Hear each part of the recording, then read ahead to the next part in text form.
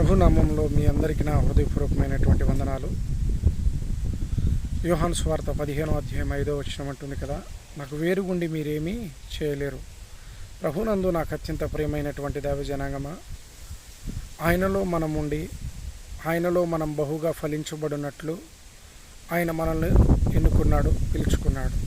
కాబట్టి ఆయన లేఖనాలను, ఆయన నిబంధనలను, ఆయన కట్టడలను, ఆయన ఆజ్ఞలను మనము గైకొంటూ ఆకు వాడక తన కాలం ముందు ఫలమిచ్చు చెట్టు వలె మనం అందరము ఉండి బహుగా ఫలించబడుదుముగాక. దయచేసి ఆయనకు వేరుగా ఉండి నేను సాధించగలను, ఘనతలోనికి రాగలను అని దయచేసి ఎవరు కూడా తలంచొద్దు ప్రభునందు ప్రియులారా. ఎందుకంటే ఆయన రాకడ ఎప్పుడుందో ఎవరికి తెలియదు. కాబట్టి మనమందరము కూడా రెప్పపాటులో లేవనెత్తబడుతాం. కాబట్టి ఆయనలో ఉండి మనం బహుగా ఫలించబడుదుముగాక. God bless.